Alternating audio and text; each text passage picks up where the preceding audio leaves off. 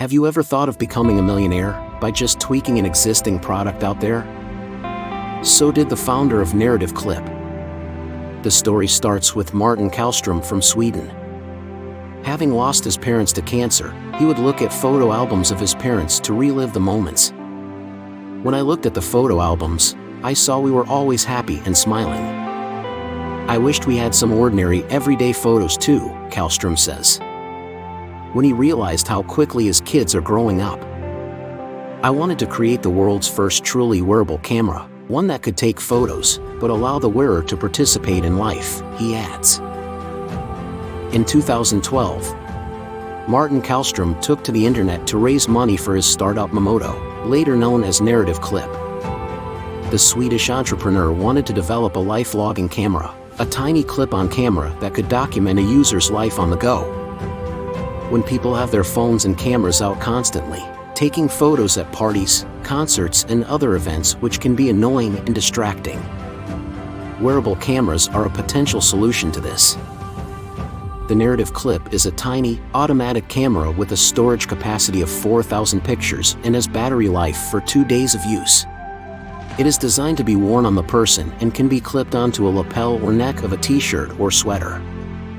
He created a campaign on crowdfunding site Kickstarter, hoping to raise $50,000 to start the project. Within 24 hours, $250,000 had poured in from people around the world, and by the time his campaign came to an end, he had raised more than $550,000. The Narrative Clip is a small wearable life logging camera. It can automatically take a picture every 30 seconds, whilst being worn throughout the day, a practice known as life logging. At the end of the day, the clip uploads the photos and videos it made into the vendor's cloud service, where they are processed and organized into collections called moments, available to the user through a web client or mobile apps. The moments or individual photos and videos can be shared through other apps, or through the company's own social network.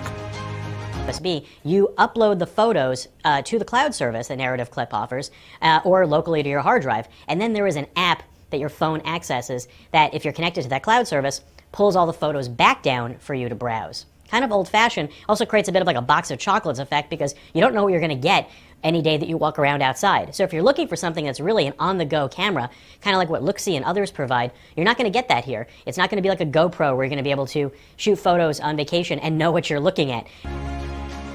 It seems to be a huge success at first. People love the idea of being able to relive their moments.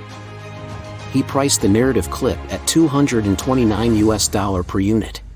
To one corner. And this was much more pleasing to people, and it became a much more subtle look to the device. The Narrative team has raised a further $12 million in venture capital funding since the original Kickstarter campaign, and started their Narrative Clip 2 with enhanced photo clarity and Bluetooth ready. Introducing the Narrative Clip 2. The camera is now equipped with a wider angle lens and high-definition sensor for even better photos. Many mounting options means that you can wear it anywhere and any way you like. However, it sold over 10,000 units and it did not live up to its expectations. The idea was good, but the execution was not that complicated. Basically, they just tweak a camera to make it a wearable on body or shirt. That is why there were heavy competitions in the market.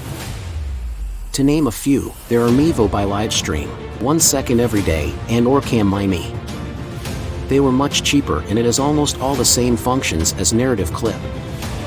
Another reason is about people's fear that Narrative could be another tool against privacy since you don't know you are being photographed. The camera has no buttons, not even an on-off switch. Sometimes in a public toilet when you saw someone wearing the Narrative Clip and you knew you were being filmed. Will that make you uncomfortable? However, Martin Kallstrom answered by saying, there is definitely a need for new social protocols in regards to wearable cameras. Narrative was designed from ground up with respect for people's integrity in mind. The investors and public do not buy this. As how could you leave it all to the integrity of the other party wearing a Narrative Clip to film you without your knowledge? The design of narrative clip is nice when you look from afar. However, it is not appealing when it is being worn on your shirt. Imagine wearing a nice dress and clipping a narrative clip on your dress. Those were some of the feedbacks from early users, but Kallstrom and his team did not have an R&D team to tackle such issues. Soon, Martin Kallstrom were not able to source for any more investors to invest in his company. Narrative Clip has since folded in 2016. Martin Kallstrom then founded Twingly. Twingly is a blog data mining company based in Sweden that connects e-commerce and bloggers. Narrative Clip is a great idea from start.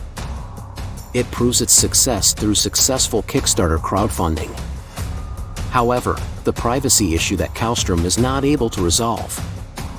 The design would turn anyone who is wearing a dress off. Not sophisticated enough to warn off competitors coming out fast and cheaper. Basically, Narrative Clip proves that good ideas alone does not equate to success in your business.